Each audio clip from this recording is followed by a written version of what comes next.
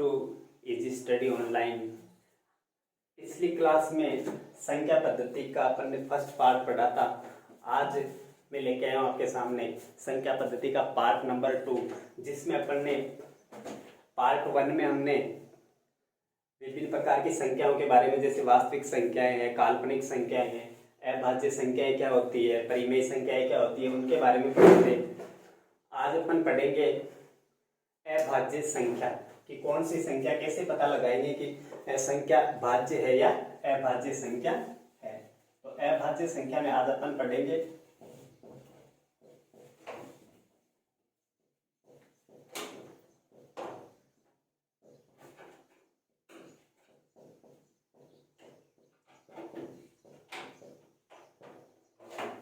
किस प्रकार पता लगाओगे कि कोई भी जो दी गई संख्या है वो अभाज्य है या भाज्य है। तो देखो, जिस प्रकार से एक संख्या दे दी आपको 137,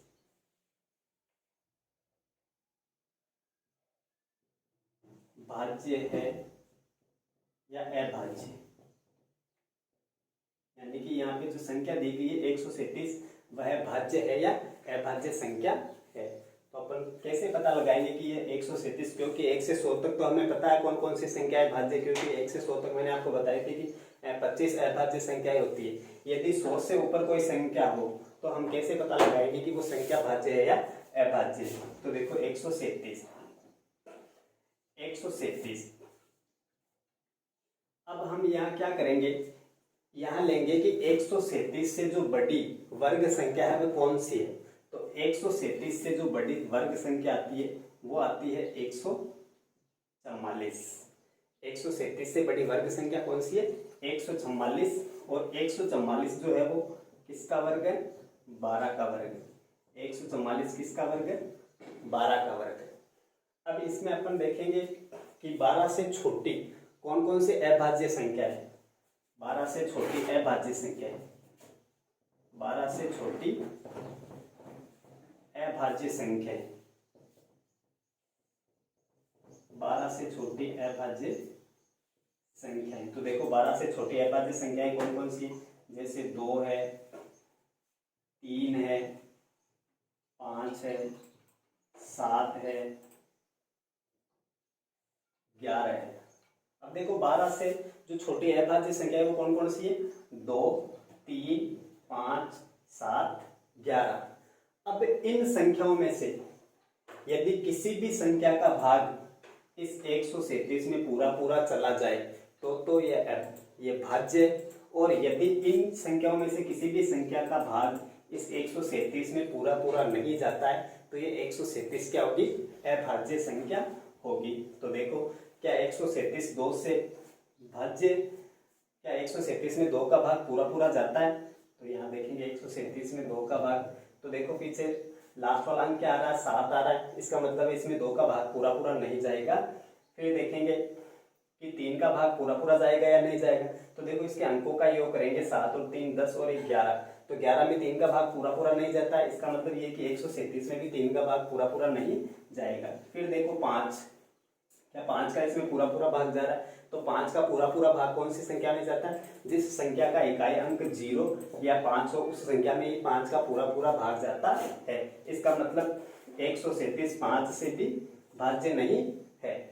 7 से देखेंगे, क्या 137 7 से भाज्य। तो देखो 7 का भाग लेंगे, देखो 7 एकम 7, फिर यहाँ पे 6 रह जाते 67, 7 8 56, 7 नाम 63, यानी कि 7 का भी है जो इसमें पूरा पूरा भाग नहीं जा रहा है। अब 11 का इसमें भाग लगाकर देखेंगे, क्या 11 का इसमें पूरा पूरा भाग जाता है। तो देखो 11 एकम 11, 13 में से 11 गए 2, यानी कि 27 हुए, 11 दूनी 22। इसका मतलब 11 का भी इस संख्या में 137 में भाग पूरा पूरा नहीं जा रहा है। इसका मतलब ये हुआ कि 137 जो है वो क्या है, एक अभाज्य संख्या है। 137 क्या है, अभाज्य संख्या है।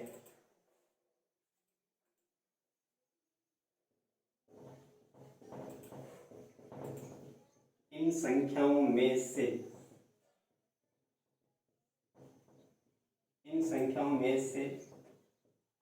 किसी भी संख्या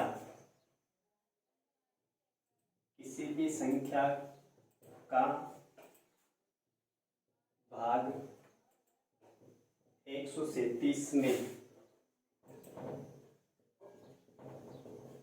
पूरा पूरा चला जाता है तो 137 भाज्य होगी, अन्यथा नहीं। यानी कि 137 भाज्य संख्या कब होगी? जब इस 137 में 2 का, 3 का, 5 का, 7 का और 11 का भाग पूरा पूरा चला जाता है, तब तो ये संख्या जो 137 है वो भाज्य होगी, नहीं तो किस प्रकार की होगी? अभाज्य होगी। तो देखो इन पांचों संख्याओं में से किसी भी संख्या का 137 में पूरा पूरा भाग नहीं जा रहा है, इसका मतलब 137 जो है वो क्या है? अभाज्य संख्या है। 137 किस प्रकार की संख्या है? अभाज्य संख्या है। एक बार दोबारा देख लीजिए किस प्रकार से पता लगाएंगे कि 137 भाज्य है या अभाज्य है। तो सबसे पहले क्या करेंगे? 137 से ठीक बड़ी वर्ग संख्या लेंगे। तो 137 से ठीक बड़ी वर्ग संख्या कौन सी है? 144 है। 144 किस संख्या का वर्ग है? 12 का वर्ग है। फिर क्या लेंगे? 12 से छोटी अभाज्य संख्याएं लेंगे। 12 से छोटी अभाज्य संख्याएं लेंगे। तो 12 से छोटी अभाज्य संख्याएं कौन कौन सी है? 2, 3, 5, 7, 11। फिर इन अभाज्य संख्याओं का भाग लगाएंगे 137 में। यदि भाग पूरा पूरा चला जाता है तो वह संख्या भाज्य है, यदि भाग पूरा पूरा नहीं जाता है तो वह संख्या क्या होगी? अभाज्य होगी। तो यहाँ पे दी गई जो संख्या 137 है वो किस प्रकार की संख्या है? अभाज्य संख्या है, क्योंकि 137 में न तो 2 का भाग पूरा पूरा जाता है, न 3 का जाता है, न 5 का जाता है, न 7 का जाता है और न ही 11 का जाता है। इसलिए 137 किस प्रकार की संख्या? अभाज्य संख्या है। तो इस प्रकार से हम किसी भी संख्या के बारे में ये बता सकते हैं कि कौन सी संख्या भाज्य और कौन सी संख्या अभाज्य है। तो यह तो हुई अभाज्य संख्याओं की बात। अब अपन पढ़ेंगे भाज्य संख्या।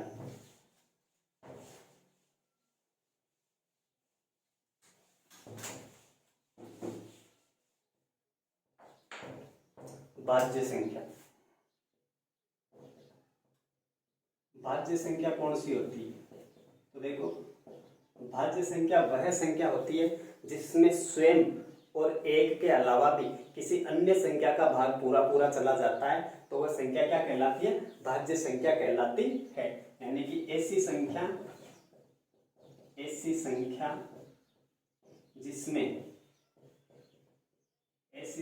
जिसमें स्वयं और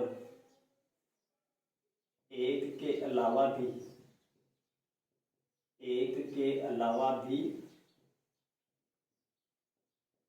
किसी अन्य संख्या का भाग पूरा पूरा चला जाता है, भाग पूरा पूरा चला जाता है, तो वह संख्या क्या कहलाएगी? भाज्य संख्या कहलाएगी। जैसे देखो एक संख्या है, जैसे ये संख्या दे दी आपको 4।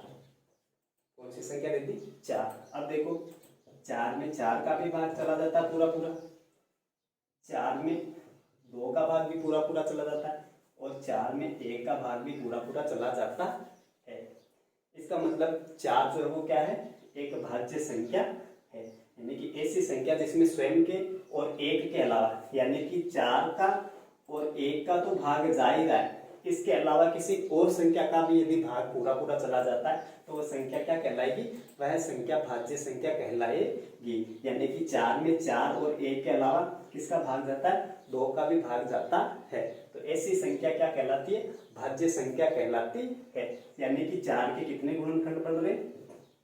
4 के गुणनखंड। 4 के गुणनखंड कौन कौन से बन रहे? एक तो स्वयं 4, फिर 2, फिर 1। यानी कि 4 के कितने गुणनखंड बन रहे? 3 गुणनखंड बन रहे हैं। तो ये संख्या क्या है? भाज्य। जबकि अभाज्य संख्या में हमने क्या किया था कि अभाज्य संख्या में केवल 2 गुणनखंड होते हैं, एक तो स्वयं संख्या और एक जबकि भाज्य संख्या में क्या होता है, स्वयं और एक के अलावा और भी गुणनखंड होते हैं। तो ऐसी संख्या क्या कहलाती है, भाज्य संख्या कहलाती है। जैसे 9, अब देखो 9 में किसका भाग चला जाता है, 9 में 9 का भाग चला जाता है पूरा पूरा, 9 में 3 का भाग पूरा पूरा चला जाता है, 9 में 1 का भी भाग पूरा पूरा चला जाता है। ऐसे जैसे एक संख्या दे दी आपको, मान लो 12, अब जैसे देखो 12 में 12 का भाग पूरा पूरा चला जाता है, 12 में 6 का भाग पूरा पूरा चला जाता है, 12 में 4 का भाग पूरा पूरा चला जाता है, 3 का भाग पूरा पूरा चला जाता है, 2 का भाग पूरा पूरा चला जाता है, 1 का भाग पूरा पूरा चला जाता है। यानी कि 12 के कितने गुणनखंड बन रहे, 1 2 3 4 5 6, 12 के 6 गुणनखंड बन रहे। इसलिए 12 किस प्रकार की संख्या है, एक भाज्य संख्या है। यानी कि ऐसी संख्या जिसमें स्वयं और एक के अलावा भी कोई अन्य गुणनखंड हो तो वह संख्या क्या कहलाती है, भाज्य संख्या कहलाती है। और जिस संख्या की केवल 2 गुणनखंड हो, केवल स्वयं और केवल एक, ऐसी संख्या क्या कहलाती है, अभाज्य संख्या कहलाती है। तो ये तो हुई भाज्य और अभाज्य संख्या की बात। अब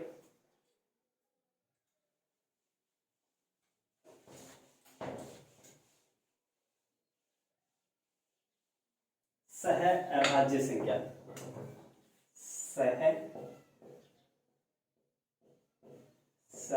अभाज्य संख्या, या इंग्लिश में इसको कोप्राइम नंबर भी कहते हैं। सह अभाज्य संख्या कौन सी होती है, कोप्राइम नंबर। सह अभाज्य संख्या कौन सी होती है, यदि आपको दो संख्याओं का एक समूह दे दिया जाए और उन दोनों संख्याओं का मैसप 1 हो, मैसप कितना हो, मैस 1 हो, तो ऐसी संख्या क्या कहलाती है, सह अभाज्य संख्या कहलाती है। जैसे मान लो दो संख्याओं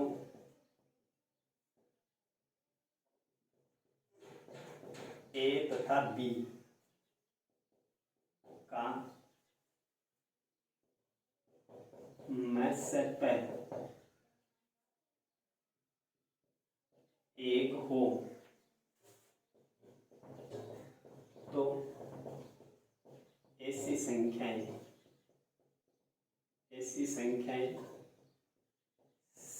सह अभाज्य कहलाती है,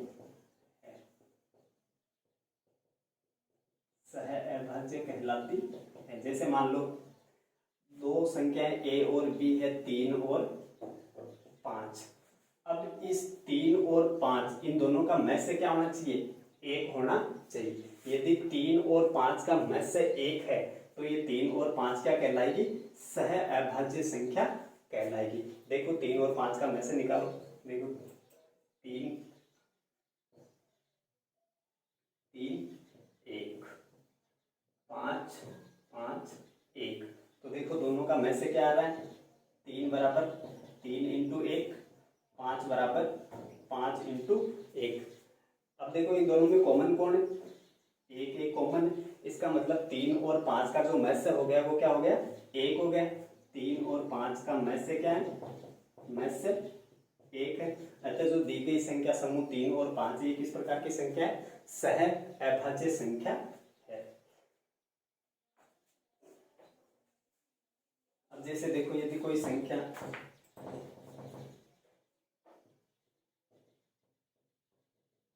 सह अभाज्य, अब जैसे देखो एक संख्या दी गई है आपको, जैसे 6 और 12, इसमें अपन को 6 और 12 का क्या निकालना है, मैस से निकालना है। तो देखो 6 और 12 का पहले अलग अलग गुणनखंड करेंगे, 6 3 3 1। अब 12 का गुणनखंड करेंगे तो देखो 12 2 6 2 3 3 1।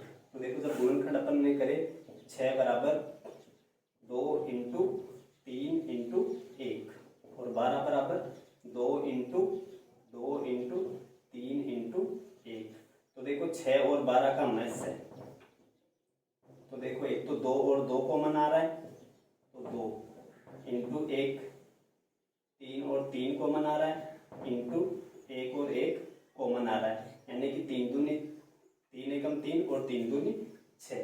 तो इस 6 और 12 का मैस से क्या आ रहा है, 6 आ रहा है। मैस से क्या आ रहा है, 6 आ रहा है। तो ये किस प्रकार की संख्या है, सह अभाज्य संख्या नहीं है।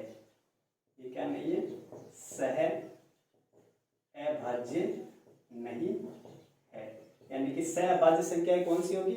यदि दो संख्याएं ए और बी का महत्सप केवल और केवल एक हो तो वही संख्या क्या कहलाएगी? सह अभाज्य कहलाएगी। जैसे 3 और 5 का महत्सप 1 है तो ये किस प्रकार की संख्या है? सह अभाज्य संख्या है। इसी प्रकार से जैसे देखो